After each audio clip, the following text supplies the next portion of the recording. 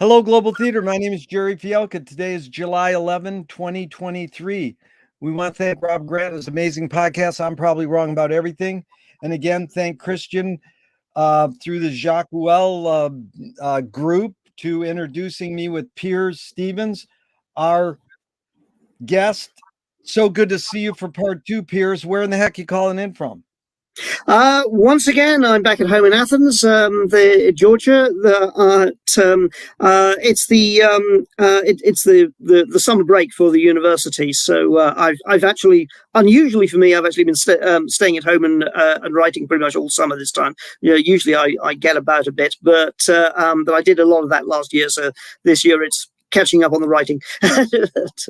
How cool is that? So, there's a question that I skip often, and I thought it would be interesting to ask you because it goes like this. McLuhan said, everybody experiences far more than they understand, yet it is experience rather than understanding that influences behavior.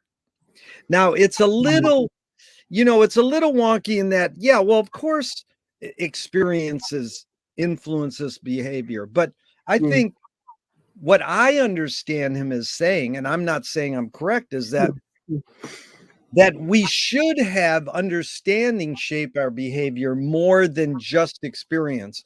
And the example I give sometimes is when the kid comes in from the cold weather and the parent goes, "Don't touch the stove, it will burn your hand." Instead of saying, and that's experience, instead of saying, "Let me teach you the dynamics of heat. If your fingers are cold, you can get really close to the stove and warm up your fingers." So maybe you can just start off by distinguishing between experience and understanding, how you see the difference in how they shape our behavior. Okay. Well, I would say I'm sympathetic to the sort of starting point that William James had here. I think that essentially we have forms of direct sensory experience, which is called acquaintance knowledge, and these initially come in. I mean, they come in a mass, and we try to make sense of them. So we have to discriminate amongst them. So first of all, we pick out various aspects of an experience and think of those as being the important bits or the relevant bits or whatever. And then what happens, I think, is that our understanding of them comes later as we've had multiple experiences of similar types of encounters. And that's when we start to put together, if you like, theoretical understandings. That's when we start to move from the ow phase of touching the stove to the if I just get close to the stove, then I get a pleasant sensation rather than an unpleasant one. So it seems to me that the understanding is ultimately carved out of, should we say, the what starts out as basically sort of mute raw experience, and which gets carved up into bits so that we can deal with it. That was good because it reminds me of another terms I learned from studying McLuhan is pattern recognition can lead to comprehensive awareness. So like you saying, the understanding comes later. You study the patterns, you understand what's happening, and then you can have a bigger picture view. Very good. I love that. So McLuhan says everything we invent extends some humanness, like knife and fork extends our teeth. The shutter in a camera extends our eyelid. Maybe philosophy or religion is an extension of consciousness. It doesn't necessarily have to be tangible, but he said it extends a human sensorium. I say it extends a humanness. What does your writing utensil extend for you? Whether it's a keyboard or a pen, what humanness do you extend with your writing utensil? Oh, that's a very that's a very good question. Um, I think I try to extend, shall we say, my comprehension through it. I mean, philosophy very much is philosophical writing, especially is writing and rewriting, and trying to find how the concepts best fit together in a way that makes sense and has the broadest explanatory applicability. So I suppose it helps me grasp and grapple with the world in that sort of way. Um, I think some of it also is expressive and should we say sits between the ethical, the political, and the personal. In that, if I'm writing something particularly inclined, if it's polemically inclined or satirically inclined, it's it's a mode of expression that is trying to, in a small way, push the world in a particular direction and express myself in doing so. So I think that's a further element there. And finally, there's expansion of expression in terms of invoking or evoking feeling. So thoughts here would would include things like scattered nature writings or fragments of poetry or things like that. Wow. And all of those, it seems to me, I try to try to pick at the raw pieces of experience and make them more coherent, whilst at the same time, particularly in the latter side, not doing violence to them by trying to, particularly at the poetic end of the spectrum, you don't want to do violence to them. You don't want to force them into some kind of conceptual straitjacket. That's exactly what what you're trying to do is touch them gently, as it were, in such a way as to bring them more to life. It's more like blowing very gently on the beginnings of a fire to try and get it to become oil, rather than trying to sort of force it into a particular something into a particular mold. So I think that there are two ends of writing experience there. Certainly for me, and they operate differently, but they both have this effect of either trying to sensitize or amplify the world, or to explain and push something into it. Yeah, beautiful. Well put. What is the function of poetry? I think poetry has many functions. I think, well, obviously, that there are certain general functions that are categories, shall we say, that people just descriptively put into compilations, the historical celebrations or love poems or whatever. But I think what they can do, what poetry can do, that that more analytical forms of writing can't, is that it can evoke atmosphere and feeling that is felt by the poet and is transmitted to the reader, but in such a way that the vagueness is liberating, shall we say. You can fill in the blanks. You can feel and sensitize the blanks because they are not nailed down. They are a certain feeling is evoked. It is touched upon. It is brought towards you. Perhaps an analogy here might be with music. If you listen to the start of Beethoven's Pastoral Symphony, for example, even if you don't know it's called the Pastoral Symphony, and without having a word in it, it immediately does take you into the feelings that you get quite frequently from, or at least I get, on entering the natural world and feeling a certain set of cares work away and feel yourself moving into a different sort of rhythm of thought. And I think poetry does something very similar to that. It evokes rather than lectures. It stimulates and resonates and touches upon the feelings in order to help you feel in new ways. To take a famous example, one of the characters who's a big philosophical figure for me.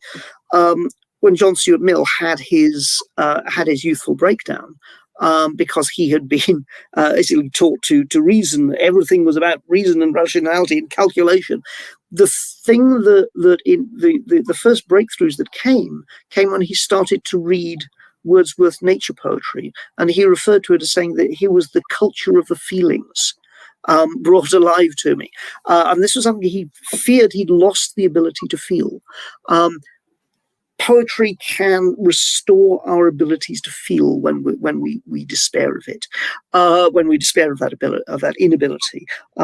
It can enliven and lift us to look afresh in that sort of way. I think that those are functions. Yeah. How beautifully put. I got so many great lines out of that. I love vagueness is liberated. Dude, Yes. that's poetry right there, Piers. But it's funny because what you said reminded me of Mallarmé, who said, "Don't paint the thing itself, paint the effect it produces." Yes. And so Louis Bersani's Mallarmé study said the very crises which threatens the writing of poetry sustains poetic composition. Now it's a little bit complex, and I'm always trying to figure out what that means. But I don't know if I need to stress the word very crises in well, those are the two words that are maybe a little radical, or no, a little extreme. The very crises which threatens the writing of poetry sustains poetic composition. Any thought of what that means or what it means to you? So I think that poetic composition is threatened by, to me at least, it is threatened by some of the things that nature is threatened by. It is threatened by the instrumentalization of the world. It is threatened by the routinization of the world. I think it's no accident that the new invocation of poetry and nature with the Romantic movement occurs in response to the rise of industrialism, but also the rise of industrialism based around the tyranny of the clock. So that you are actually, it's everything starts to be done according to preset functional forms of instrumental rationality, and everything has to be done to the clock. And what happens is that the revolt against that actually invokes the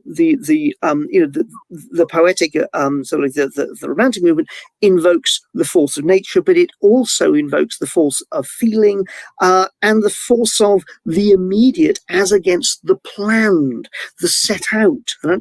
And this is something I think is happening in our lives more and more, is that we are surrounded by various concretized forms of instrumental rationality.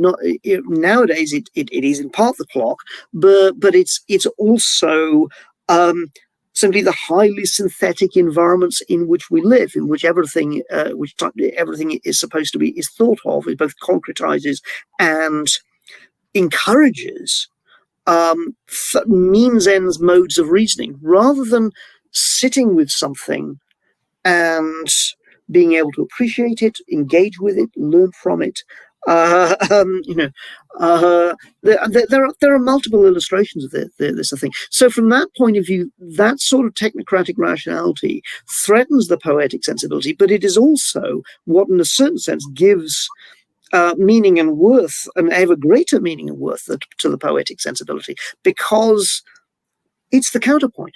The poetic sensibility is the counterpoint to that. That's beautiful counterpoint. In fact, it reminded me of George Carlin's great line, whatever happened to letting kids stare out the window?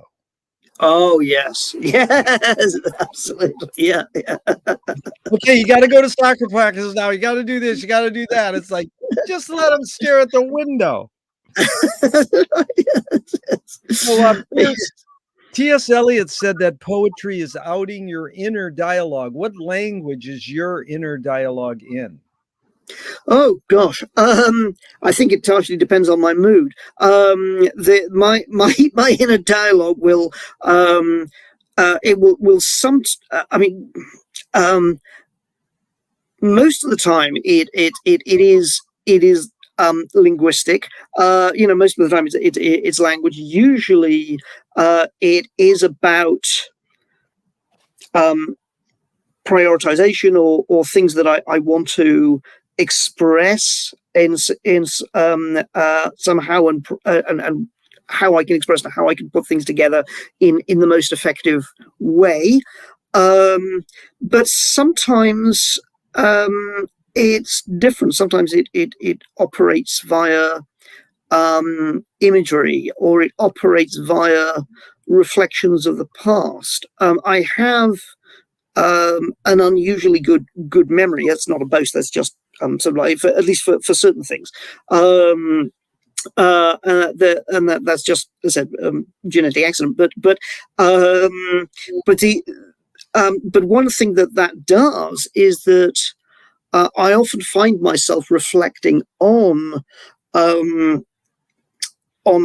both my own life and on current affairs and on, should we say, broader events through a form of narrative, right? Things that would be intelligent, things from the past, for example, that I now find intelligible in ways that I didn't, or that I can now reflect upon in ways that I couldn't before. I can think of their influence upon me, how important they were, or how unimportant they were, or how important they seemed at the time, and then how unimportant they became later. I can see all of those things but also at the time, sometimes the realms of surprise in life can come into greater relief when you reflect in that long-term biographical way. So, for instance, it struck me more than once in doing the work that I do. Lots and lots of work with screens and so forth. That I have. That of course I carry around, memory sticks and some pieces, and it's kind of more than once that if I were to have a time machine and be able to go back and meet sort of 7-year-old me, and show them, something like a memory stick and say, well, when you're grown up, you're going to work with one of the, I would not have the faintest idea what it was. If you asked me what it was, I'd probably think it was some kind of key. The last thing I think was having information on it.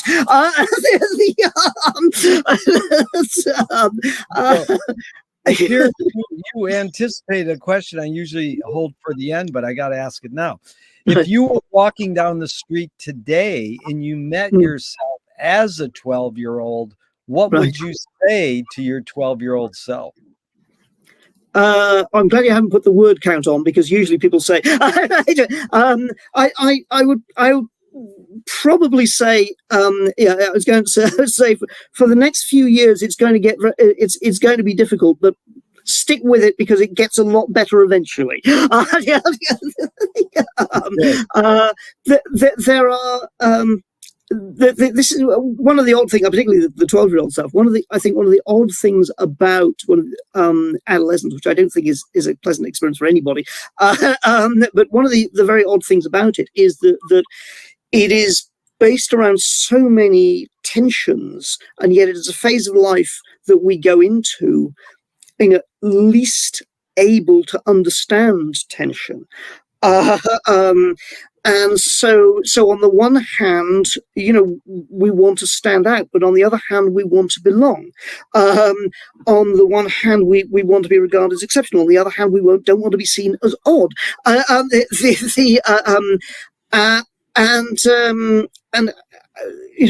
mean, I know, I spent, years, sort of like trying to fit into one mold or another. And eventually, largely through accident of sort of like things going wrong and like not caring anymore, I found that, funnily enough, that people, people liked the eccentricities when I let them out. Yeah. And I think that's actually true for most people.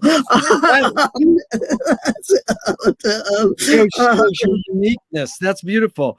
And McLuhan reworded Browning's aphorism, our reach should exceed our grasp, or what is heaven for? And McLuhan said, our reach should exceed our grasp, or what is a metaphor? How and why do you use metaphor in your writing? Right. I use it. I think I use it more than most philosophers do, certainly more than most analytic philosophers do, because I think that there are certain forms of experience that are probably only accessible via some kind of analogy, and you can't sort of point to them. You can analogize them. You can perhaps build analogies around them, and build metaphors around them. But the small bits, as it were, can't otherwise be connected up. So that's one area where I use metaphor, certainly in my philosophical writing. I think metaphor also operates helpfully to. It can operate sometimes in humor to make unlikely connections. That's the bit that gets the laugh. But it can also help to make to illuminate aspects of experience that otherwise are not otherwise would be covered by cliche, or otherwise would not be made lucid to a reader. I'm trying to think of an example here, but let me suggest, Piers, maybe you can delve into this point. I learned this line: words evoke more than their meaning. And McLuhan basically says all words are metaphorical, but I study etymology, and then I love it when they say of unknown origin. It's like every word's of unknown origin. But anyways, and all the cool words came from the hoodlums in the back alleys of London. But anyways, I learned this thing about concept and percept. And so concept is what McLuhan was in the world of, because he was academic and a book writer. But he basically was teasing people to believe his percepts were concepts. So that's why he's called a charlatan sometimes, not understood. And I say, well, that's because concepts con you into believing that that's the way it is. Nothing is the way it is. It's always in flux, but it is a legitimate word, and it means concept. We kind of have a hunch or an agreement what it means. And the other word is percept, which is intuition, impulse, feeling, emotion, guess, hunch. How do you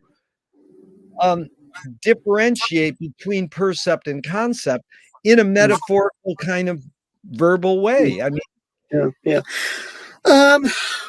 Well, I mean, I suppose that the first thing I would say there, I would kind of challenge the distinction to a certain extent, because it seems to me that once we are adults, all of our experience is to some extent conceptually mixed up. That's to say, it's mixed up with concepts because it's mixed up with prior experiences, it's mixed up with associations, it's mixed up with explanations. Now, not everything is equally mixed up. That's one of the things that interests me about nature experience, right? Is precisely that it seems to indicate some kind of gap in the fabric, as it were, at least sometimes. But almost everything, I think, is conceptual, is mingled in with concepts somehow. Percepts are very mingled in with concepts somehow. But I do think also that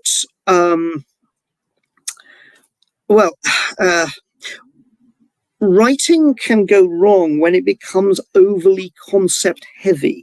I think this is one of the reasons why a lot of academic writing is bad writing. It is because here's a metaphor, right? You're loading more and more heavy material onto this cart that a mule has got behind, and then you're surprised when the mule can't make it move, right? And so that's the problem that goes on there, I think.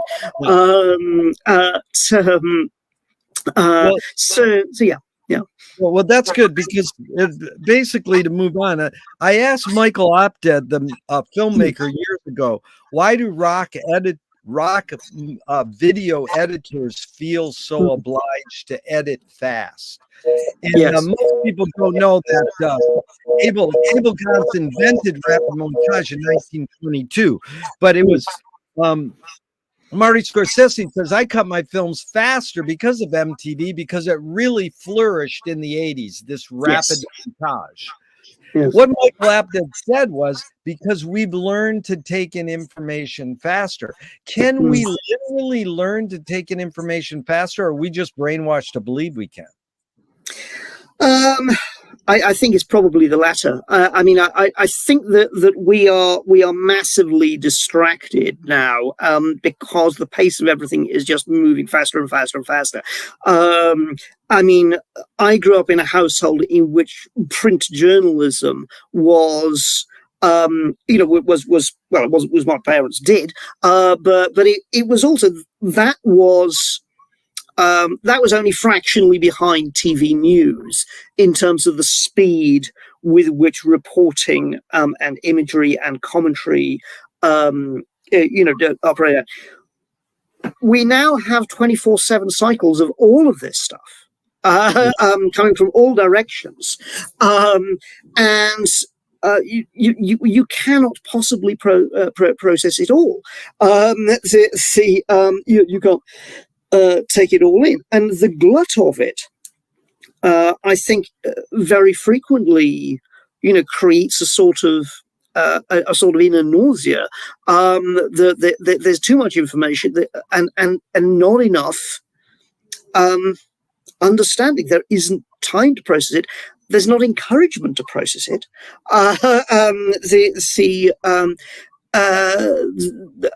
Our technologies are now more or less based around distracting us ever more. One of the things that I find telling about, for example, political discussion on the internet, if you look at YouTube videos, it doesn't matter where you are on the political spectrum. If you look at the way in which they are billed, they are almost invariably billed in partisan terms of, this is somebody putting somebody else down, this is somebody destroying somebody else, this is somebody good. It's all about somebody shutting somebody else up, rather than actually dialoguing and trying to find something worthwhile, things they might disagree on, but at least disagree in a more constructive way, or find some areas, unexpected areas where they might find something to agree on, whatever else they disagreed on. That seems to have gone out the window. And I think that the increasing pace is a major factor in that. I think there are many factors, but the increasing pace of life, the discouragement of analysis, pervasive, the rise of anti-intellectualism that's gone along experientially with this, partially for political reasons, but partially also because people get impatient when they are encouraged to be impatient by the pace of life. All really, of these factors. Really good, Piers, because I wanted to touch back on information, which we started with in part one. What's your favorite form of information? We talked about that. But this gentleman who just died, Edward Friedkin, an innovator with limitless imagination. What an obit line, isn't that? Because basically, he's a professor of computer science. And this is what he says this is in 77. In the distant future, we won't know what computers are doing or why. If two of them converse, they'll say in a second more than all the words spoken during all the lives of all the people who ever lived on this planet. And it's amazing he said that in 77, but it's actually in 88, he said information is more fundamental than matter and energy. What does that mean to you? Is that true, or I can't figure out what he means? Information is more fundamental than matter and energy. I'm not sure what he means. I mean, I think he might mean something ontological there that I believe was a sort of fashionable view briefly in the late 80s, early 90s. The way in which he would make the way I would try to make sense of it, if somebody said, "Can you justify this statement?" I suppose would be to say that we have to process sensory information in order to make sense of matter and energy and time, and so that we can only do that. So in that sense, information might be prior to and a foundation stone of those things. But thinking of it as being primordial in any other sense doesn't make an awful lot of sense to me. And another reason why I don't think it makes an awful lot of sense to me is because I don't think there is actually information in the usual way we think of it as being, that's to say, processed material, as it were, processed facts, processed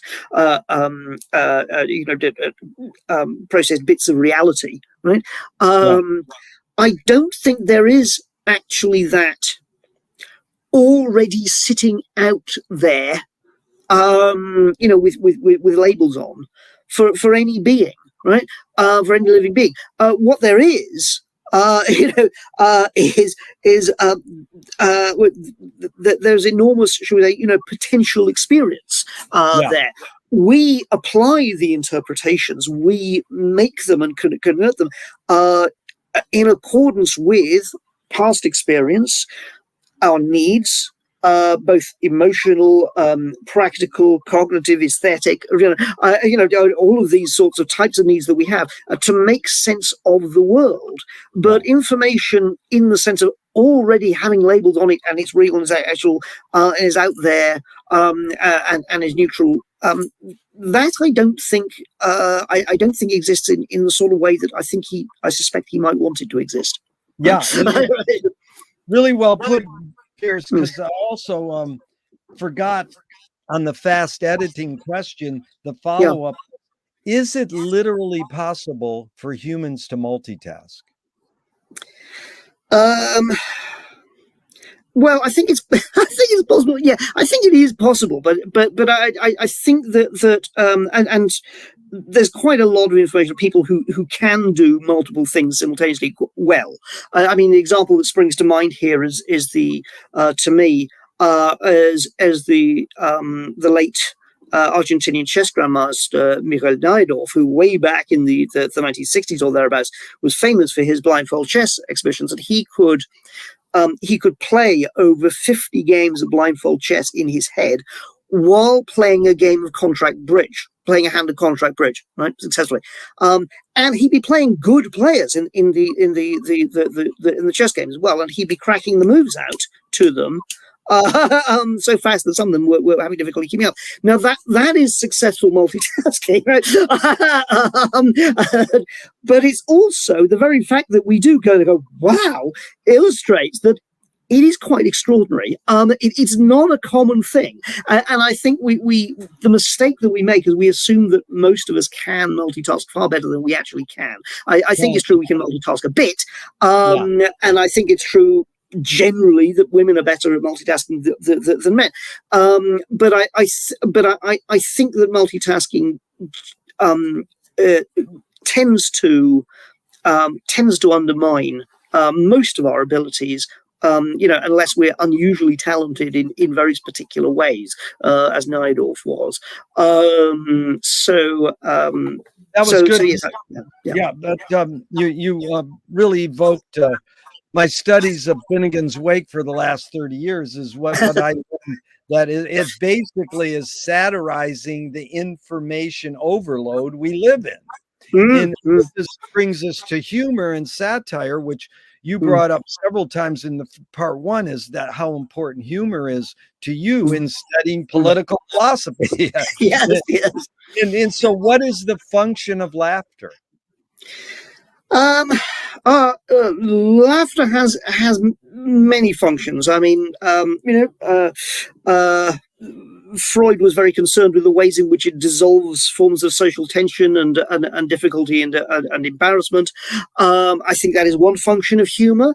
I think humor can can point to areas of life that cannot be otherwise examined without that you can do it in a way that can raise things with shall we say minimal tensions, that you can address things. But I also think that humor can point to I think this is where figures like Shakespeare's fools are very significant, right? Shakespeare's fools were able to tell truths to rulers, precisely because they had no real stake in the world. They had no particular, special role. That they didn't have to fawn as counselors or be loyal as partners or anything like this. They could tell you how it was because they had basically nothing to lose. And I think that the humorist or the satirist can sometimes do that. I mean, for example, there are things that we seem to take for granted in our society, which people don't seem to have, which perhaps you can only point to, but by joking, because they're so deeply ingrained. The notion that that the economy, for example, is a real thing, right? No, it's a vast abstraction. We use the phrase "the economy" for an enormous number of types of human interaction with material goods and services, right? And that's what we interact with. But the notion that it makes sense to think of all forms of human interaction in that way. If you think of it it is and ought to be, a fit subject of comedy, because just imagine, people quite seriously embark on sort of like economic analyses of various aspects of human life, and sometimes that can provide certain sorts of insight. I don't deny that. But if you just sort of ask yourself what sense it would make to think economically of many of our most significant human relationships, we'd be fundamentally misunderstanding those relationships, right? And there's potentially an awful lot of comedy there, right? If somebody sort of like, right, well, yeah, if you want me to be loyal on this occasion, it's going to cost you. No, Piers, that's Jack Benny. The robber comes up to Jack Benny with a gun. He says, "Your money or your life?" And Jack Benny goes, "Let me think about that." So this is good because Gurdjieff said laughter is the reconciliation of yes and no. Yeah. But McLuhan loved to quote Steve Allen, who said, "Behind every joke, there's a grievance." Now, I have a little problem with the word "every," but just your thoughts. Behind joke, there's a grievance. I think many jokes do come from, shall we say, that many jokes do come from awareness of injustice or power imbalances. They're not necessarily grievances, but I mean, for example, one of the things that I have noticed since I came to the United States is that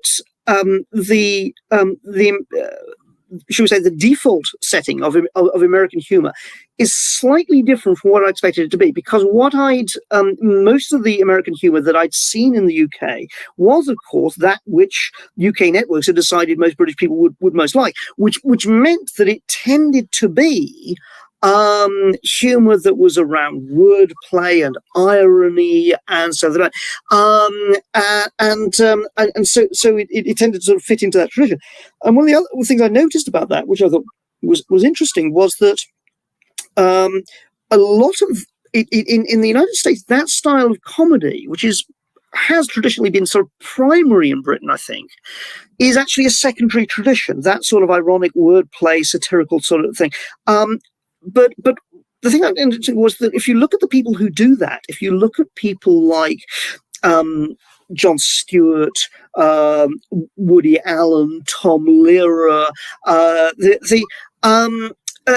it's an awful lot of the people who contribute to that tradition in America, kind of the tradition of Jewish humor. Yeah. And Jewish humor, I think, does bear certain interesting family resemblances to British humor, in the sense that very often what's going on there is, it reflects the historical experience of, a brilliant but oppressed people, right? Yeah. Who have to sort of find ways of doing that. And so a lot of what goes on in that humor is the paradox of that the servant is cleverer than the master, and they both know it, but they mustn't either of them ever quite admit it. So the humor is based around the ambiguities, right, that relationship implies. Well, British humor in that regard is actually very similar. If you think of, if you think of the forms of class play in something like Jeeves and Wooster, or in Yes Minister in the 1980s, the TV political comedy, again, it was based precisely around this notion that the servant is cleverer than the master. They both know it, but they have to play around with the pretense that it's otherwise, because that's what society demands. And so there's a certain family resemblance there from very different historical experiences, but traditions. But you can see what's going on. Yeah. What amazing, Piers, because just the fact that it's rooted in the king hires the court jester. And I'm curious this thing, because you brought up satire. You really have ESP, because I'm about to bring up Jon Stewart. But my friend who worked for Robin Williams, the comic, when I asked him, can satire be destructive? He said, yes, that's the job of satire. But, Yes. but if me or you do a cartoon in a certain country and they kill us, some people think dying is destructive. So, you know, Swift compared satire to a mirror in which people could see every face but their own. You know, Frank Zappa has a great line. Watch the Nazis run your town. Now go home and check yourself. You think we're singing about somebody else. So, you know, I mean, it's sort of evident, but can satire be destructive? How do you handle that question? You know, what's really more, what's the function of satire, but any sort of thoughts on that idea? Well, I think, yeah, I certainly think satire can hurt people's feelings, but then again, I tend to think that if it's good satire, then the feelings are probably worth hurting. You know, if what you're exposing is folly, vice, corruption, dishonesty, you know, then it seems to me that's actually a sort of you know, it's a kind of healthy channeling, exposing of that. The difficulty, of course, is that people themselves, you know, which is where I suppose the Zap point comes in. People do not see themselves, or the Swift point comes in. People very seldom see themselves in it, right? Yeah. I think that's a broader human failing, to be honest. I'm not sure if it's just a failing of satire. I think it's a difficulty more generally that even when we're trying to be self-critical, it's often very hard for us to see ourselves the way the world sees us, and so. So I'm not sure it's that much of a problem for satire. In terms of what satire does, I think satire can do important things. I think it can expose absurdities and vanities and illusions. It also historically, I think I don't think it does very much directly. I mean, I don't think it's true that people, you know, that people write satires and bring down the government. I mean, because generally speaking, satire tends to appeal to people who are already on that side anyway. Peter Cook, the British comic, had a lovely sort of self-parodic line about when he opened the Satire Club, The Establishment, and he said, "Yes, I've always wanted to open one of those wonderful comedy clubs, underground clubs, like they had in Berlin in the 1930s, that did so much to stop the rise of Hitler." And you know, the point there was, it's not actually going to do an awful lot, but it nonetheless raises, in concrete terms, that it raises worthwhile issues. Oh, go ahead. So the other thing I was going to say historically is I think what Allah does, if you look at it historically, I think it can be historically quite useful to look at it, because one of the things that it tells you is not necessarily that you know, that things are bad, but it tells you that new people and new ideas are on the move. Because satire is either attacking the new from the point of view of the people who are feeling themselves being shouldered aside of the old order, or it's attacking the old from the perspective of the rising people who say we want to get rid of that nonsense. Right. Piers, so well put, and you sort of answered the next question, but I'll ask it anyways, because I love Peter Cook and Dudley Moore. That Bedazzled really had a big impact on me, and they're such Beyond the Fringe. I used to show those amazing stuff, and so it's just you bringing up Jon Stewart, because I grew up, you know, Walter Cronkite and you know, these sources of news that we looked to and felt we were some sort of truth. Then this generation now is watching Jon Stewart, and they're watching what's called satire news, but they're getting all their news from satire news. And, you know, does satire news more activate or more pacify? Like you go, ha, ha, ha, ha. You know, Johnny Carson, our parents, you would just cut down the president, everybody would laugh, and then no one would do anything about it. But, you know, it's historical new people on the move is beautiful, but anything else to add to that? Is this really more pacifying people and they just laugh and then they don't do anything? My fear is that could be that could be happening. Yes, there is a real worry there. I think that if there was a moment when satirical news probably did make a breakthrough that mattered in recent American history was probably in relation to the Iraq War, and you know, on the one hand that did briefly knock out a sort of like, you know, a frontline comedian, Bill Maher, but at the same time, but The Daily Show was almost alone in being prepared to skewer the Bush administration's lines on this. It was quite brave at the time. It tends to be forgotten that actually that took guts right then at that moment.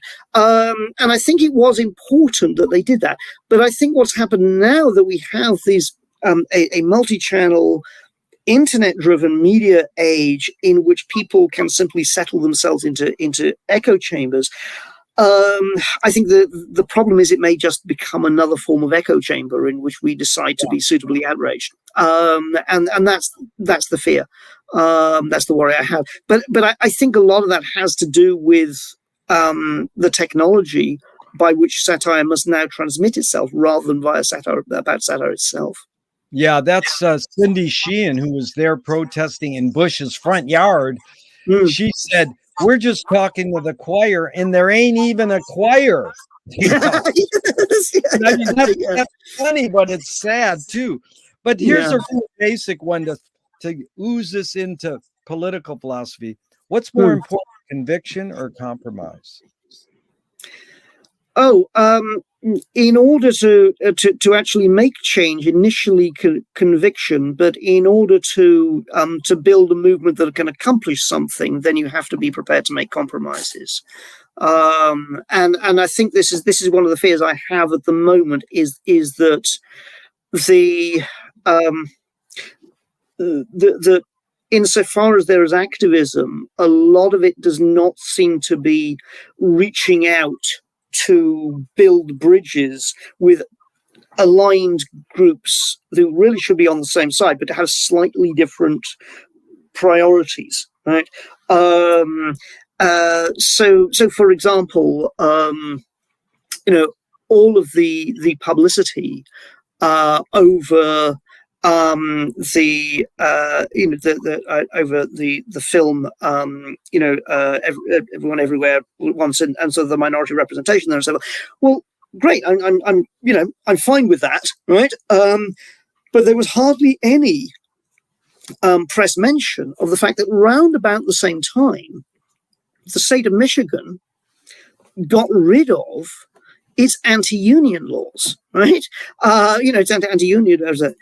Now, if we're talking of movements that can actually make life better for marginalized people, my bet is that having effective unions in Michigan is going to help far more marginalized people than a high-profile film, right?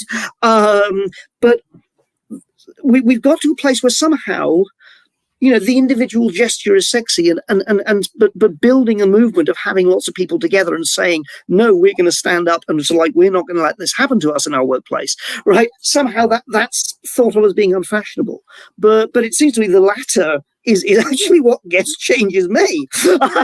Wow, Piers, you really hit my home deeply, because I'm from Flint, Michigan, where in the 30s, that's where they did it. They shut the factories down, and the women were throwing the food in there, you know, and helping their husbands start the unions in the 30s in Flint, Michigan.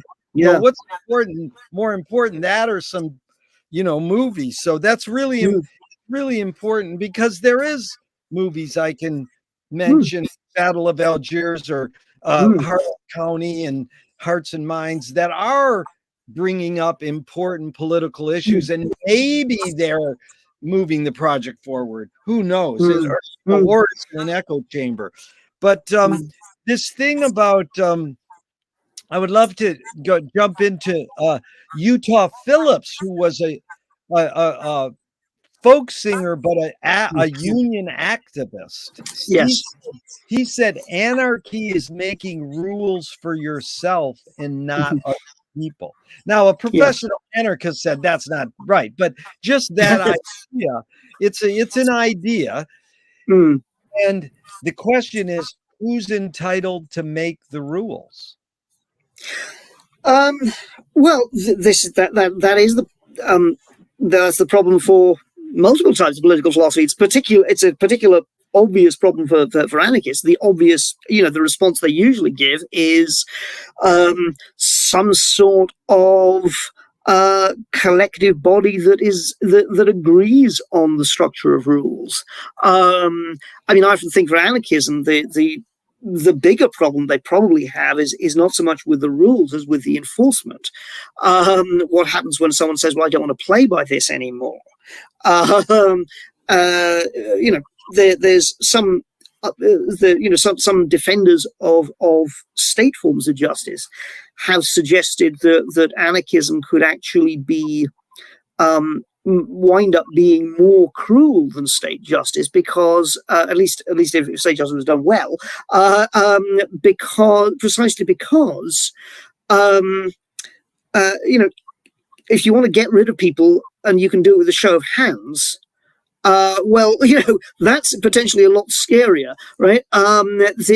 Whereas the very fact that at least in liberal democracies, the mechanisms of law grind long and slow can mean that innocent people may get off because rightly so, because understandable but false initial accusations have time to be refuted. Whereas if everybody is immediately in outrage mode, and the circumstances look convincing on the surface before you have all the evidence in, well, of course, you're going to act very quickly. So I said, I think that enforcement, personally, I think enforcement is probably more of a problem for anarchists than the location of who makes the rules initially. Yeah, that's the big in Venice, California, selective enforcement. Like, what's the rule, and then who are you particularly enforcing it to? And but this is interesting because when I looked up the word freedom, it actually etymologically goes into the same thing that anarchy, giving oneself one's own laws. Yes. And T.S. Eliot said, freedom is only truly freedom when it appears against the background of an artificial limitation, which caused McLuhan to say, how are we to argue with people who insist on sticking their heads in the invisible teeth of technology, calling the whole thing freedom? So a lot of prompts, but Piers, you handle this well, and you're such a great listener. I want to thank you. What does freedom mean to you now? Okay. Oh gosh, very, very big question. Well, I mean, the term that you're referring to there, I mean, I would the type of freedom you're talking about there, with sort of like self-rule. I mean, I would think of that as the model of freedom as being autonomy, autonomos, literally making a law for oneself.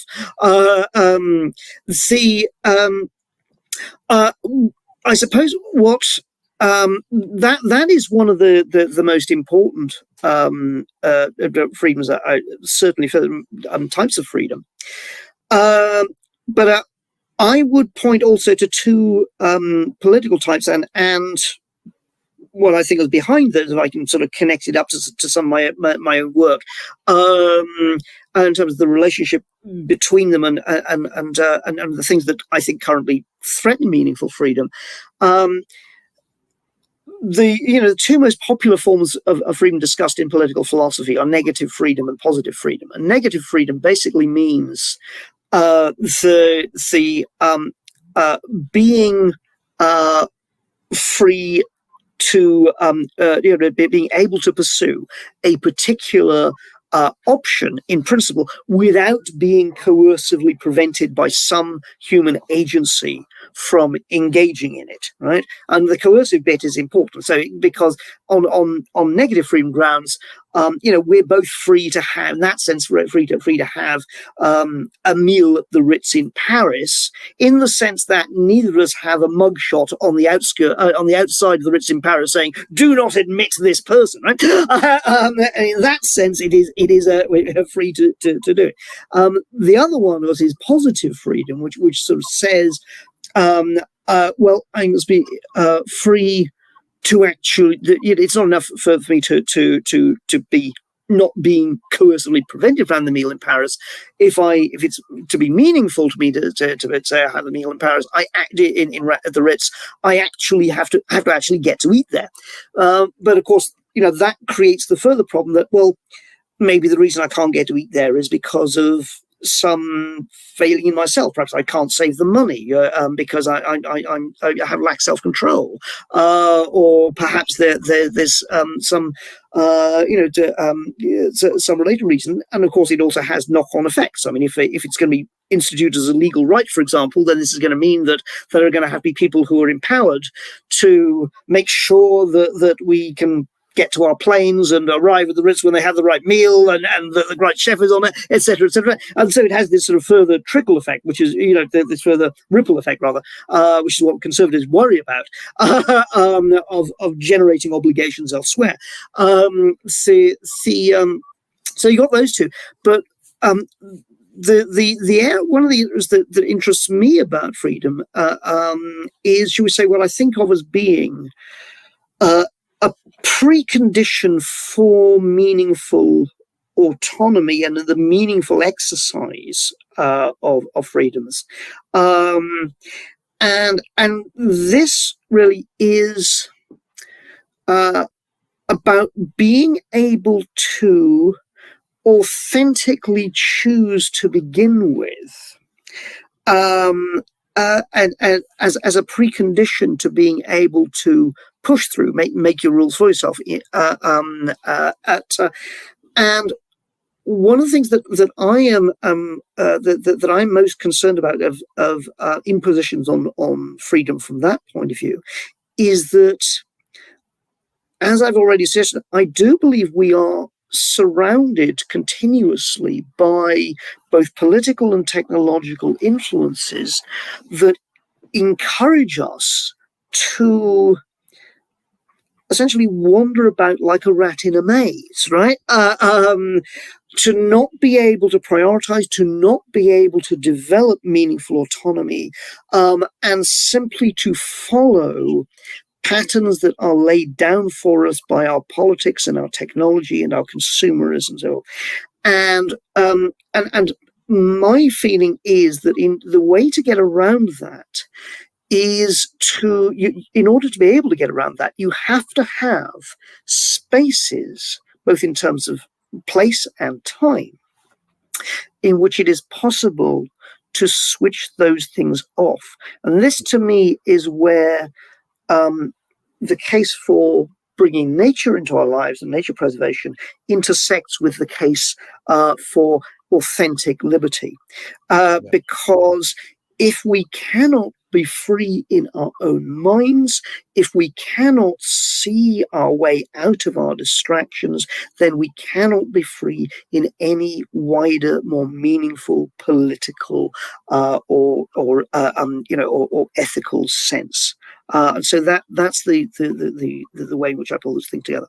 Yeah. Well put, Piers. And also, he evoked, just an aside, the joke I love to tell, but it's not funny, really. If God wanted us to vote, he would have created candidates. Yeah. Oh, you've got a choice, what, between Tweedledee and Tweedledum? But this is, again, setting up this polarity or whatever. These next two questions. What's the difference between rights and responsibilities? Right. Well, I would say that I think that rights do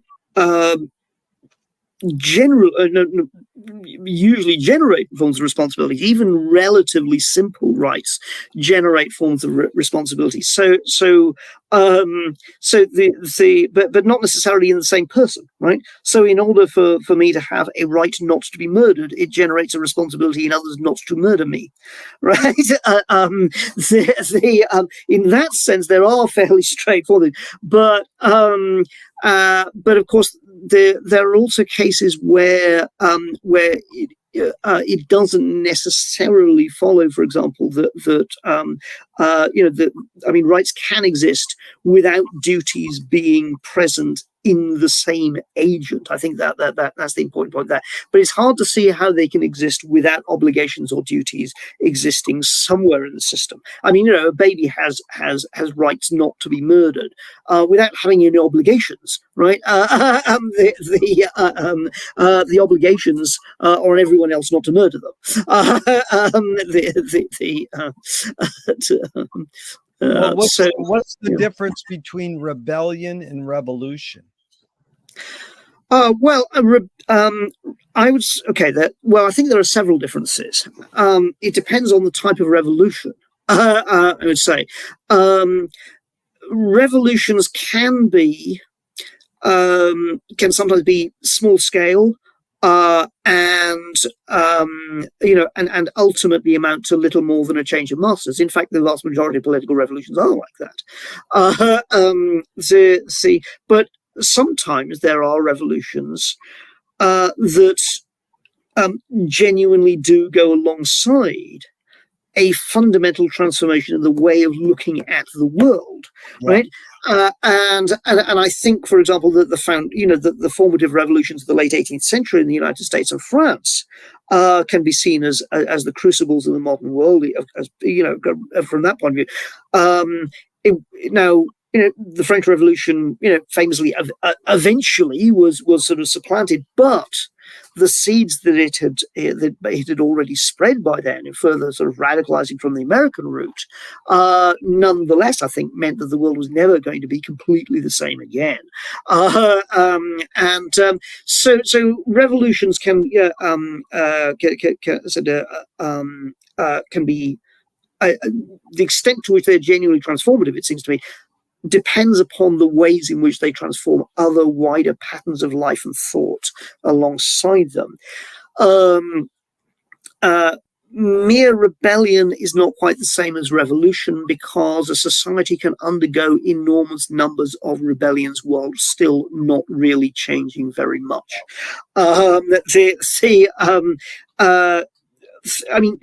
Think of early medieval Europe. There were enormous numbers of rebellions. There was very little change in the social fabric. Yeah. Right. So I suppose that would, yeah. Piers, it really leads to this. John Basil Barnhill, a socialist, said, where the people fear the government, you have tyranny. Where the government fears the people, you have liberty. In 2005, the film V for Vendetta paraphrased it. People should not be afraid of their governments. Governments should be afraid of their people. How do you personally handle false fears, like the war on drugs? You can't have a war on drugs because drugs don't fight. You can't say no. You can't say no to drugs because drugs don't talk.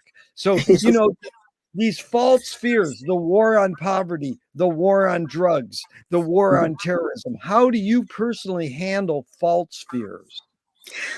This is one of the areas where I find a very helpful function for satire.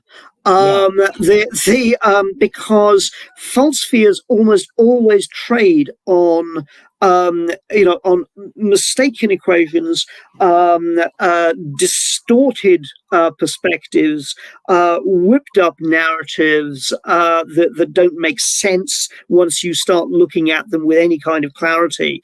So the Monty Python Terry Jones, during the War on Terror era, wrote a series of gloriously lacerating columns, satirical columns, about the Bush and Blair administrations and what they were doing.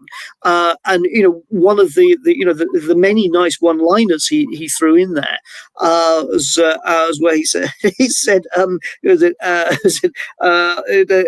can't possibly have a war on terror. Has nobody noticed that it's an abstract noun? It's like saying you're going to have a bombing campaign against murder. And it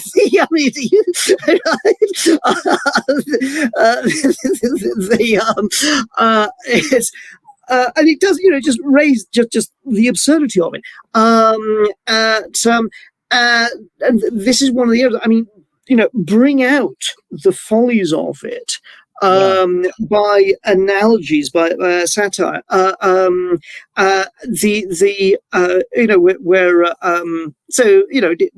mean, Jones's work from that era is very, very good, very, very illustrative of the sort of thing that can be done. I think, he did another one where he was a column saying, well, I'm terribly sort of worried about my neighbor, Mr. Patel, down the road. I mean, because I know he's a mass murderer who wants to kill us all.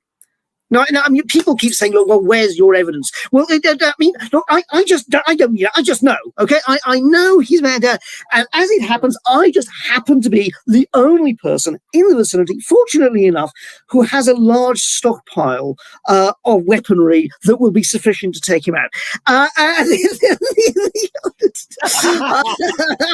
And so, I'm merely wanting to assert, in the interests of the wider community, my ability to do this to protect them. Now, the fact that other people don't want me to do it, I think, is grossly irresponsible of them.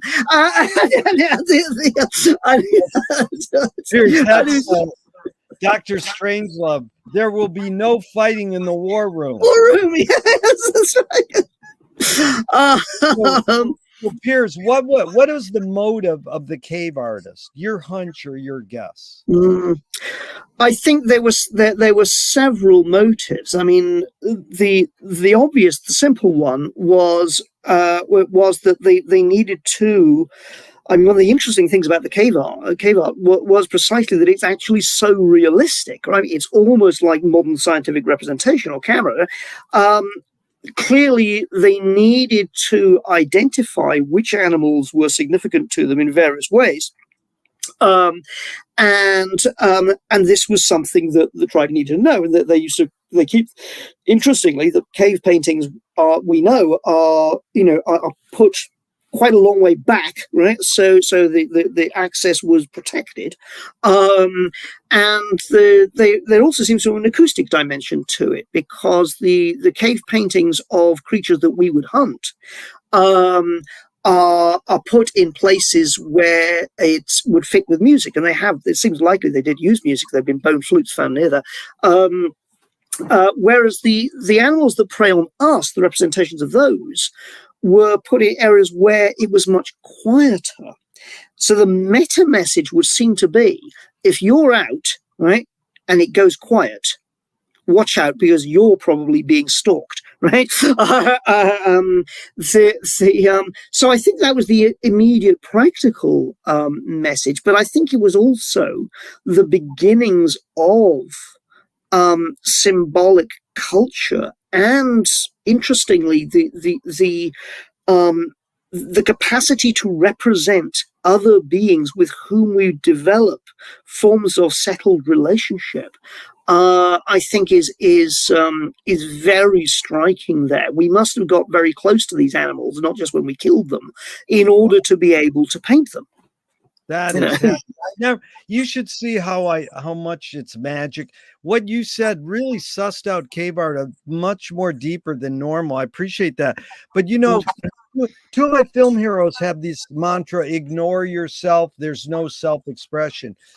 In fact, the great jazz pianist said, Cecil Taylor says, "I'm just a vehicle, and this stuff just comes through me."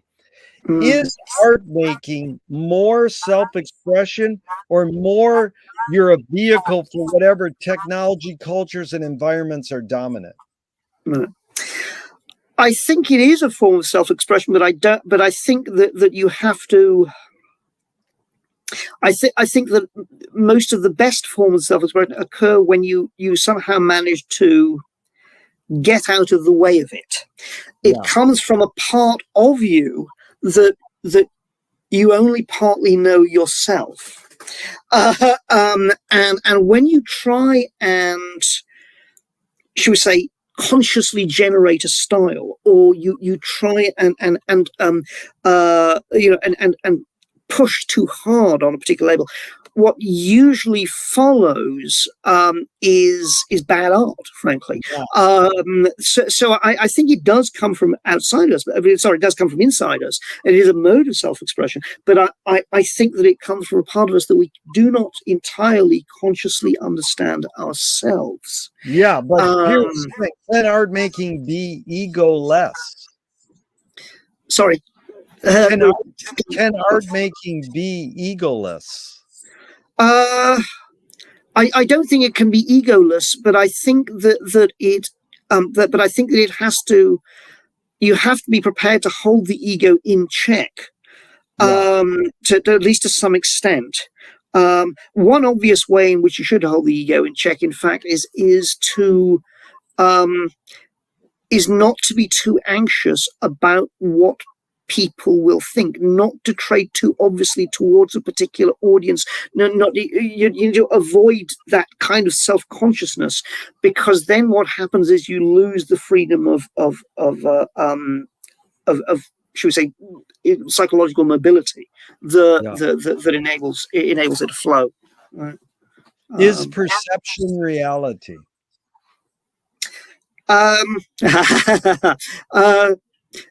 Initial perception is the basis of all reality, I would say. Let me put it that way. It's the basis of the only reality we can know.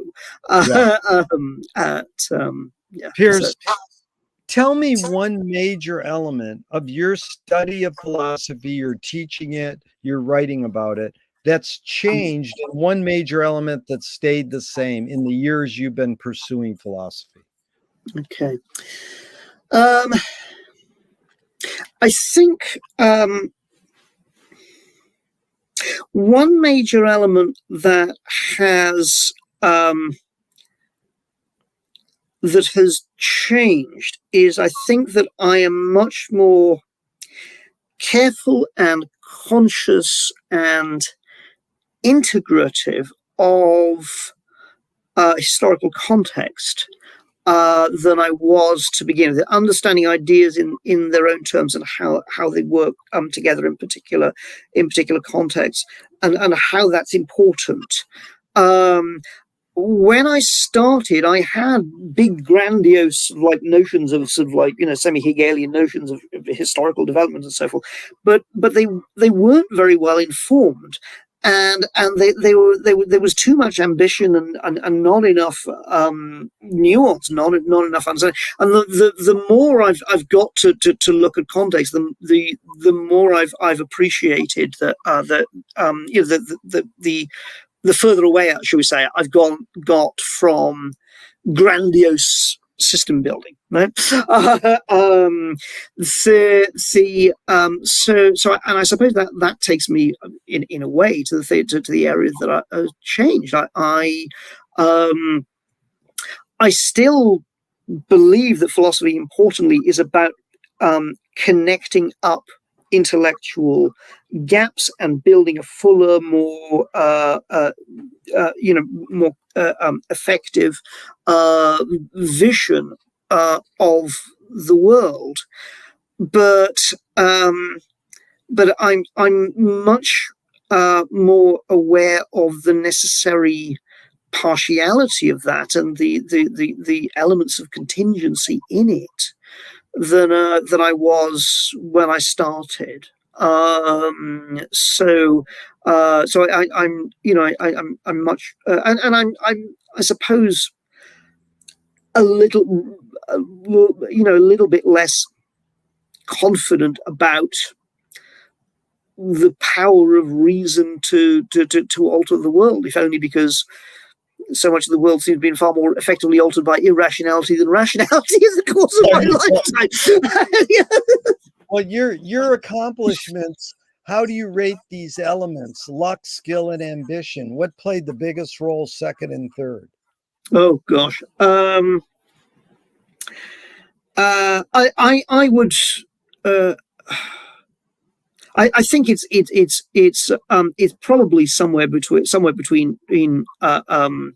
between luck and skill, to be honest. Because luck and ambition, to be honest. Because I'm always very.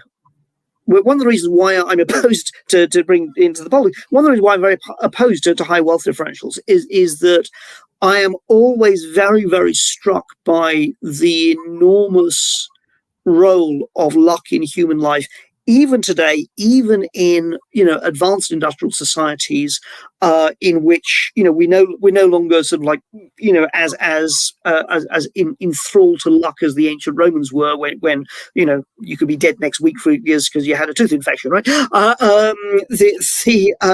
So we don't place Fortuna in the heavens in the same way, but I do think luck plays an enormous role. I mean, I know that there were people who were as good or better than me, at school who have now run tiny farms in rural Wales, right? Because that was what they inherited. That was what they were going to do. I know there are probably people who are who are at higher levels than me who I could probably out argue, but so luck has played a major role. But I think the one thing you didn't say there, which I think is important for anybody, is actually persistence. Yeah. I mean, I funded. I funded my own A levels. I was lucky enough to get a grant, but I funded my own masters. I started funding my own PhD before I won the there. I was juggling part-time jobs for half a dozen years before I came to that. At any of those stages, it would have been very easy to give up. I mean, I would say persistence is probably stronger than any of those things. You have to have the ability to begin with. Certainly, you have to have the skill and the willingness to develop the skills. But even if it were all down to skill, would that necessarily mean that some people having enormous quantities of goods in the world and other people having barely enough to eat would be justifiable? I've never been terribly convinced by this argument. I've never seen what it is, but about somebody being so talented that means that somebody else shouldn't be allowed to eat. It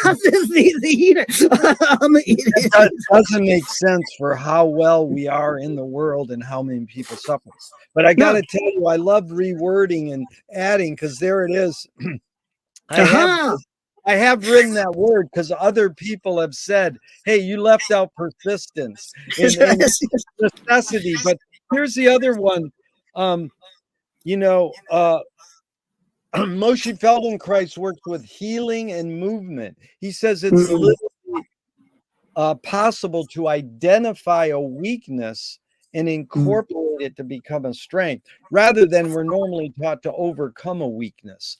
Tell me a weakness you turned into a strength. Right, that's interesting. What's that turned into a strength?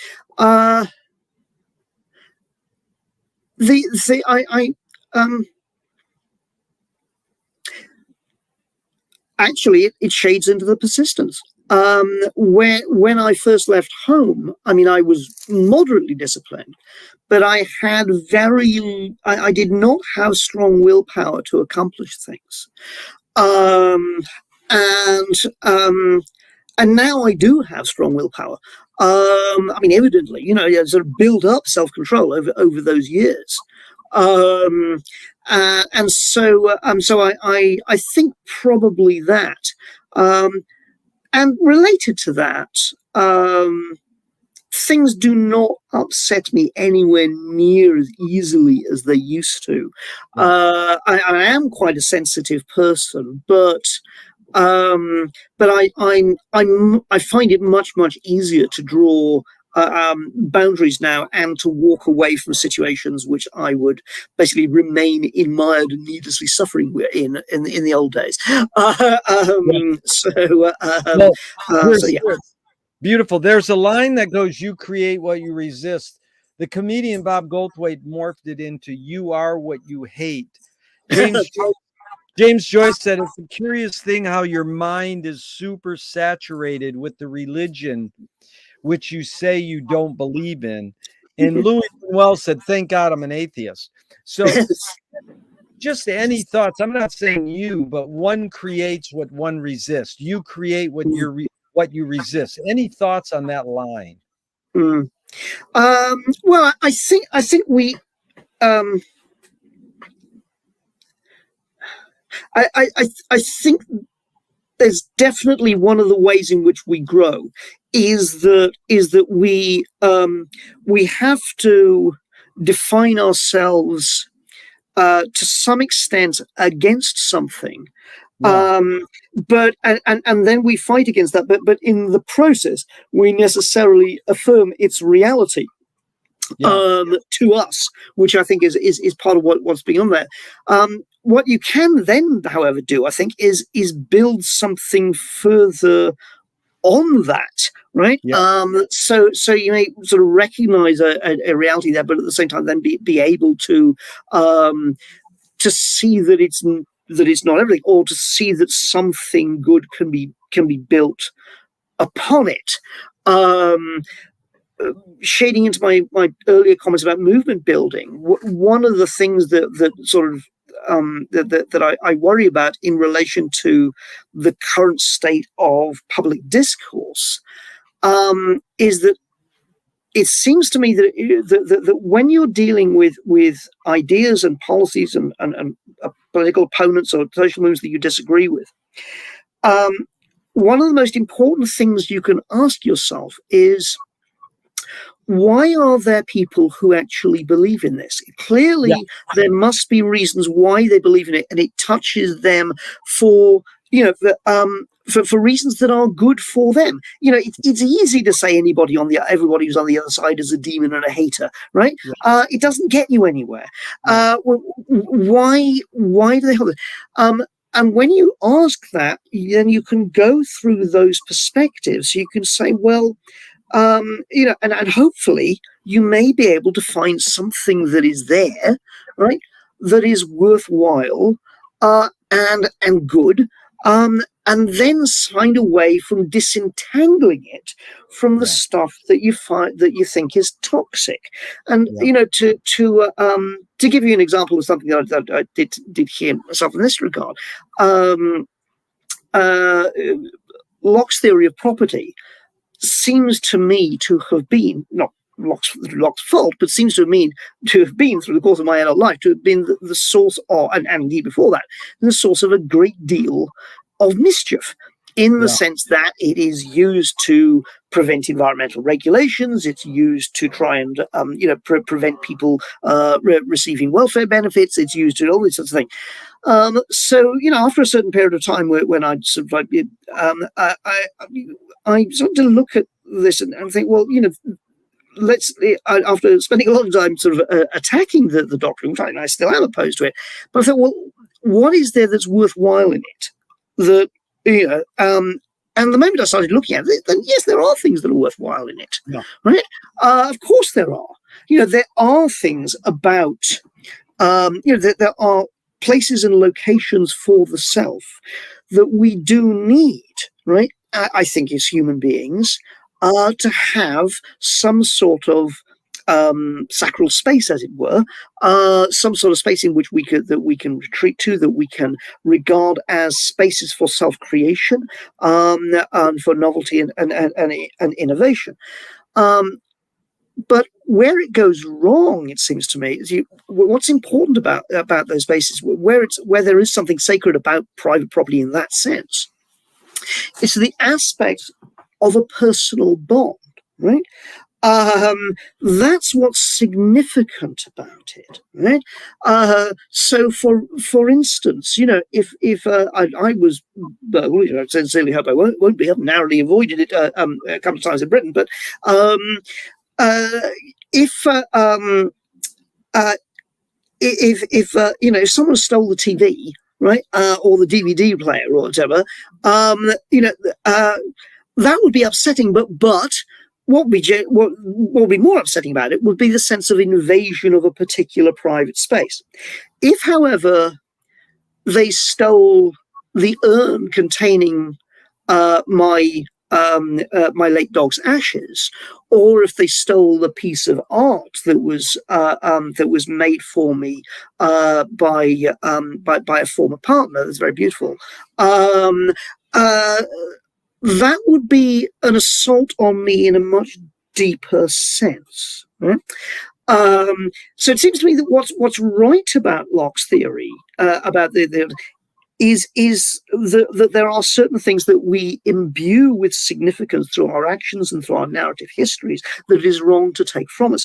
What's wrong about it is he wants to make it all about will and transformation, right? And acquisition. That's what's wrong without it, right?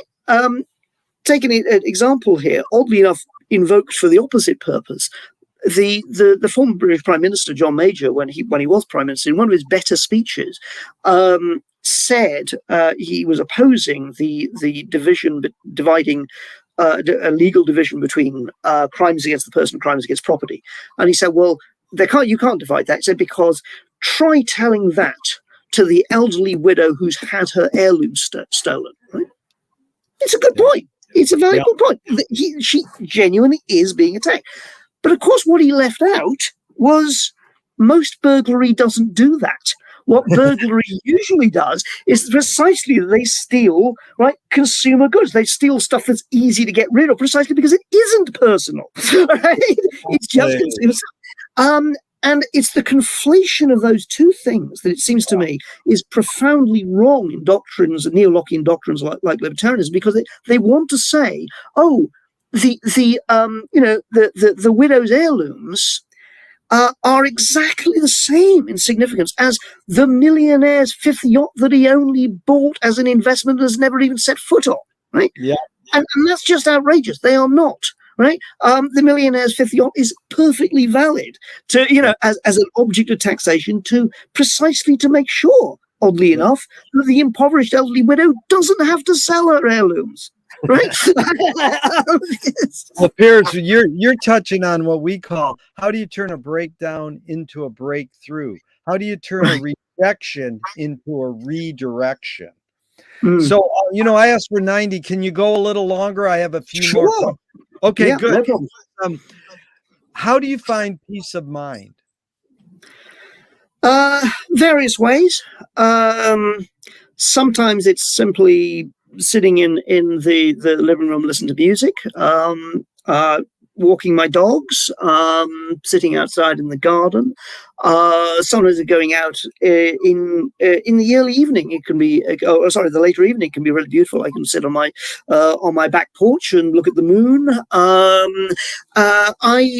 find that to me the easiest things are. They tend to be things that get me away from the words that are always mingling in me all the time, and nature's very good for that. But so is non-verbal music. So classical music, for example, I find helps me in that area. Birdsong, all of these sorts of things. Yeah, beautiful. Here's 5 quick Alan Watts questions off the top of your head in just a couple words. The first one, who started it all? The first experiencer. Good answer. Number 2, are we going to make it? Yes, but not the way we're going. 3, where do we put it?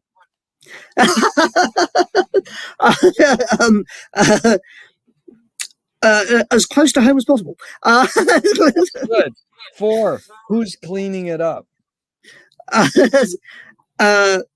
Everyone collectively, because it's the only way we learn. 5, is it serious? Is it? Sorry.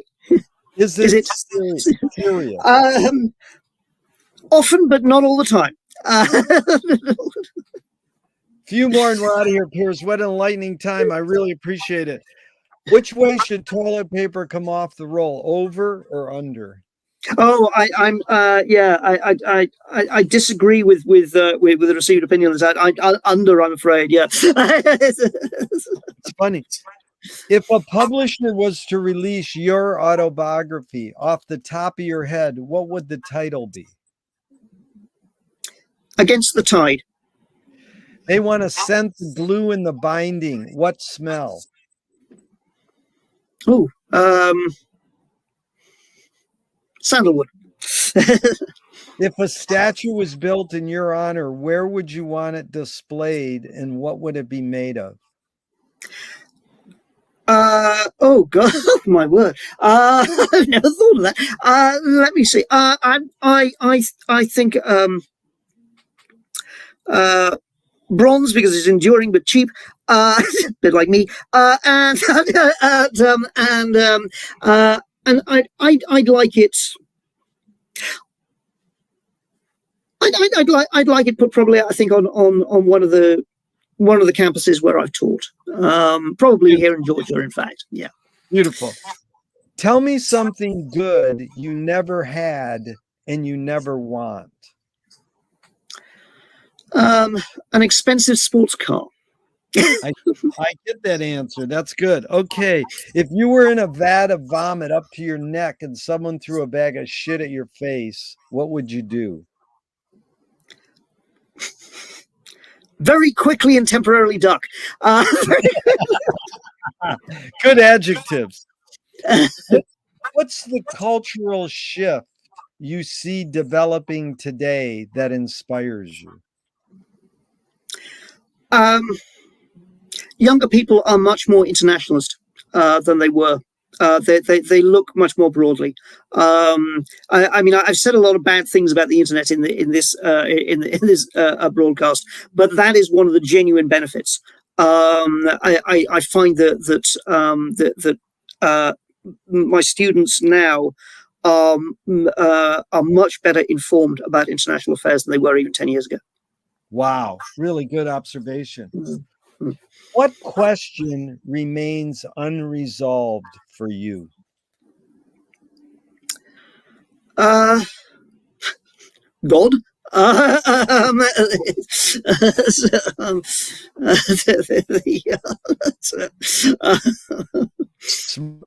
Small G or capital G? Well, or indeed in the plural. I mean, okay. Definitely unresolved at large G.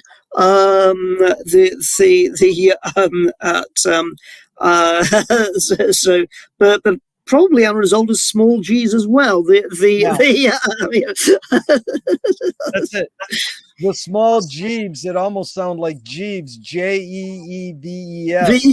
Yes, that's right. Takes us back to the earlier comedy reference. Yes. Though of course he was in a way a small god. Yes, in the sense that he was endlessly sorting things, micromanaging things behind the scenes. Yes. One of my favorite jokes. Well, there's two jokes I love in this regard. The little kid's playing baseball and he says, God, please let me hit a home run. And the pitcher goes, please, God, let me strike him out. And the clouds part and God's voice goes, you superstitious fools. And the guy falls off the side of the mountain. He's holding on the ledge. He goes, help. Is there anyone who can help me? And the clouds part and God's voice goes, I can help you. I'm God. Let go and I'll save you. The guy goes, is there anyone else who can help me?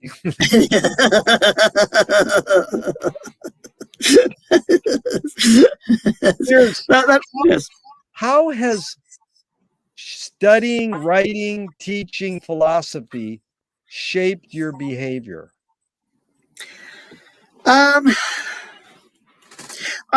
I think there are a range of ways in which it's shaped it. I mean, I think it's made me. I mean, one thing which I'm sometimes reminded of in less than flattering ways is that it has made me a lot more analytical. And so I always want to know about things, and I always wanted to look at things, and I want to see many sides to anything or all the sides are available to anything I'm looking at, and I think that is a change in behavior, and a change in perspective. I think also that it's helped me. It's reinforced certain other areas of my character. I'm much more interested in wonder, and I'm much more interested in history and nature and exploring things than I am in having things. And I don't think I was ever terribly materialistic, but it's reinforced all those points. And I like to think that I like to think that it's helped me have a better angle on trying to understand other people. Yeah. Because it's meant, particularly with ethics and political philosophy, that I constantly have to think in terms of how are people motivated, and what is it that makes them do the things they do and want to do the things they want to do. So in that respect, I think it's had a significant difference. I mean, many years ago, I actually, it's only many years ago, I actually dated a psychotherapist, and she said more than once, I can't help thinking you do my job better than I do.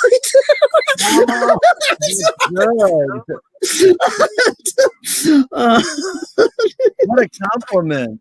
I didn't even go to psychoanalyst school. I know how to do this. It's funny because that's one guy told me, I've been interviewing people for 40 years. One guy goes, "You're psychoanalyzing me." And I go, "Well, I guess I am."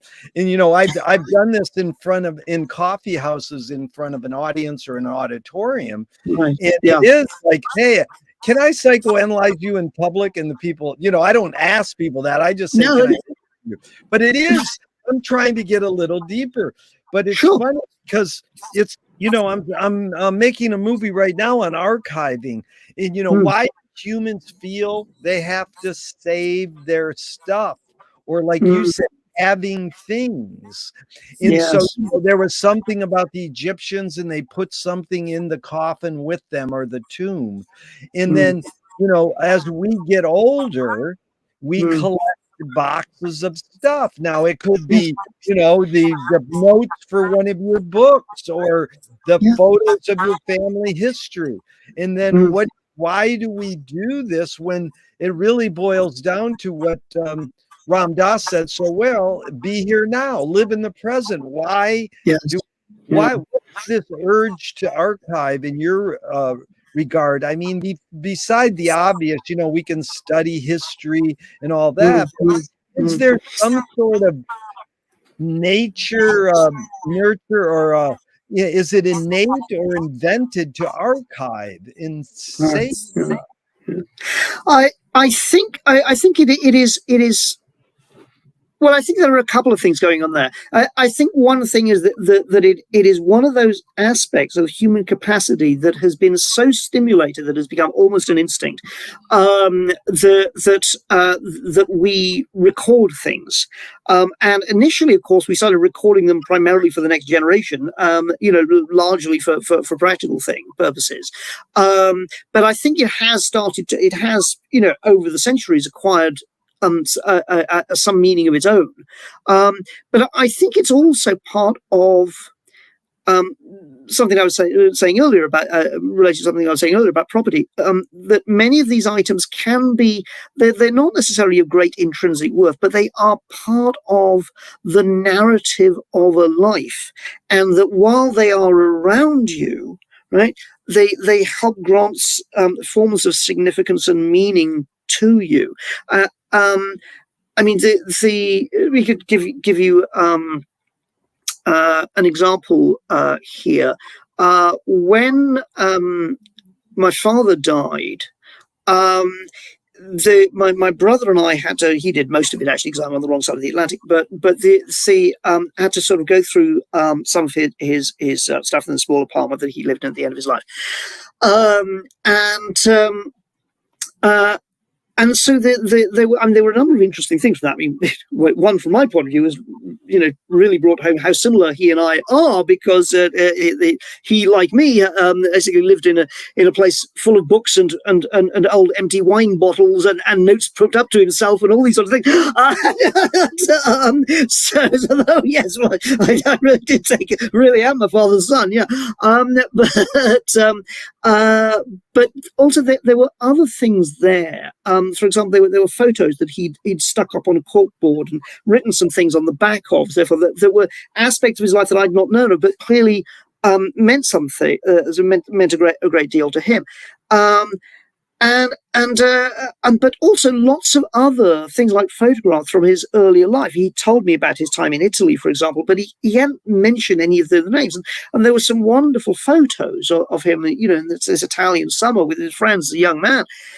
And I remember thinking this clearly meant so much to him, and it just, and yet now, without the brain that held all of these diffuse pieces together, right? What is the meaning of it? I think it's, it is meaningful to oneself. It can be meaningful to those who come after us, if there is either a practical earth or if there is some connection to what you yourself gave to other people, right? And I think that's the important thing. One of the interesting things I think here is that, think of mementos. When people keep mementos from a loved one who has passed, what are they doing? Well, what they're doing, I think, is they are because it's not as if they obviously they know that person's not going to wander into the room again, right? What they're doing, I think, is they are protecting and sustaining a sense of the wider pattern and meaning of that person's life to them. Yeah. And I think that's why we do it. And I think it's why I think it's why we do it in that way. And I think it's probably also related, oddly enough, to the practice that ancient people did, that you mentioned, of burying lots of things that people used or needed, with them. Because the burial of those things with them was part of the acknowledgement of the centrality of those goods to that person's life and their social function. And I think in many respects that they come from the same impulse in human nature, the reason why we do this. Yeah, that was brilliant, because that's how I believe in reincarnation. In fact, my friend said, I only believe in reincarnation in one of my past lives, but basically that is reincarnation. Your dad won't go away in your head, and he is present. But even if you have one of those photos, that helps a little. But I'll give you an example. I had a friend there, married for 75 years, and when Elsa died, I asked Selma, a month or two after he died, I said, it sounds kooky, but did he appear to you in any way after he died? Just like, I'm not trying to no. physical, but she said the day after he died, his coffee cup just went poof. It broke. Who knows? It's just temperature or something. Sort of, you can read into that. So you brought up the word narrative, Piers. That was really good what you said there. And you brought up the word narrative. And Hollis Frampton, an experimental filmmaker, said narrative is born among the animal necessities of the spirit because we're waiting to die. Can you forget to die?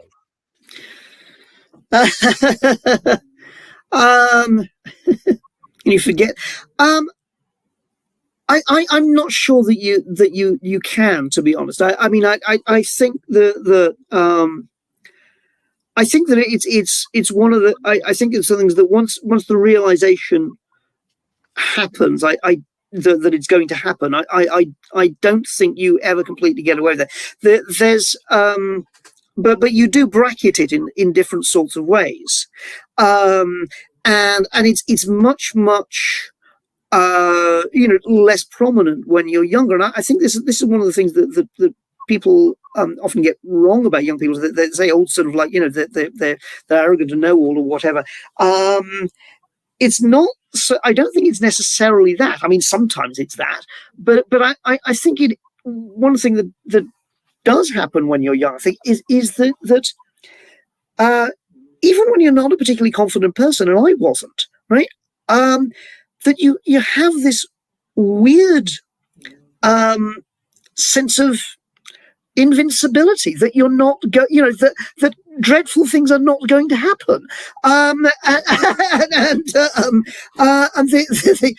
mean, when I was 18, I got on a cheap train to see a friend, and went and went all the way to Vienna, where I stayed for 9 days. I had not a word of the language. I was there basically with me and a suitcase and as many Austrian shillings as I could sort of like put in there, and I was not rich, right? And since that time, I thought, like, the number of things that could have gone wrong, right? I mean, it's mind-boggling, right? But it just never occurred to me that any of them could, right? That's courage. That's teenage innocent courage. Like Kerouac, on the road, just like hit the road and have fun. Okay, Piers, this has been amazing. It's 2 more and we're out of here. I really appreciate it. Thornton Wilder. In 1928, Thornton Wilder said, "Art is confession. Art is the secret told." But art is not only the desire to tell one's secret, it's the desire to tell it and hide it at the same time. You've laid your cards on the table for over 3 hours in 2 parts. I'm not insinuating you haven't already answered this. What's it really all about for you? For me, it's about living the most enjoyable and stimulating, and at the same time, hopefully, constructive life that I can live in the time that I have. And when I say constructive, I mean I'm I'm terribly aware of the fact that although I have a fair number of reasonable number of intellectual talents, that there are so many things I'm really terribly bad at. I mean, that I'm not, I'm not very good with technology. I'm not very good with many practicalities in terms of. I mean, I'm currently successfully raising a herb garden, but even that, I mean, it's not, it's not what would be required of a medieval farmer. It's a tiny fraction of that, and I'm only moderately wildernessly competent at that. So,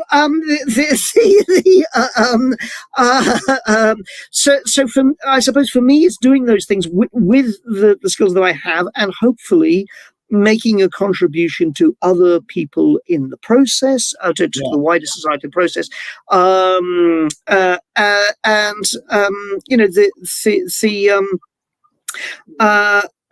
trying in one small way to push the world in the direction that you think will be better, happier, more fulfilling, for overall. That's what it's all about. Yeah. I love it. It's so simple and sounds like a Hallmark card. We're here to make the world a better place. How simple is that? We got it practical, and it's part of good words. What gives you the most optimism? I'm always made optimistic when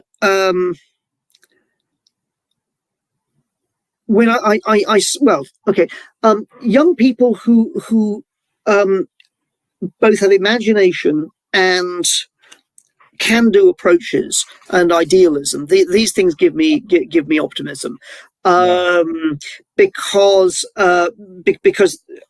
you know, despite everything, they haven't been beaten down. And I think here particularly about, for instance, you know, there've been, you know, really interesting initiatives from on things like ecological cleanups from young people in the poorest countries. I mean, these are people who've got sort of like, you know, nothing compared to Westerners, but you know, they're doing amazing things, right?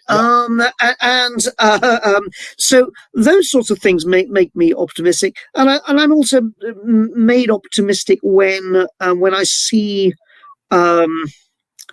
Whenever I see people learning from their mistakes, I think it's the failure to learn from mistakes is one of the worst human failings. Progress, if it means anything, has to mean getting better at learning from our mistakes, because we're not going to stop making them. No, it's really in. Frank Zappa said, "I'm a failure, but I'm not a miserable failure. You just utilize that to move forward and make the world a better place, because you're going to fail. It's again Finnegan's Wake. You fall down, then you get back up." But Piers, this has been really amazing for me, because I really learned a lot, and you're very articulate, and I appreciate all of what you've done enlightening me. But just to break it down, the first question. First part was, what's the best thing for a human being? And Wilhelm Reich said the best thing for a human being is another human being. And you know, the last question is, what gives you the most optimism? Most people say young people and youth, and that's encouraging that we all have sort of this consensus that we're there. But that's what the question they asked Groucho Marx at the end of his life: what gives you the most optimism? And he said, other people. I mean, you just said the two words, other people. So it's sure been fun spending this time with another person, especially because it was you, Piers. Thank you so much. I've really enjoyed it. Thanks very, very much, Jerry. It's been great. Even though I'm going to hit the end broadcast button, I hope this never ends and we can keep talking forever and ever. Literally. Yes. Wonderful. Okay. Thanks very much, Jerry. All the best.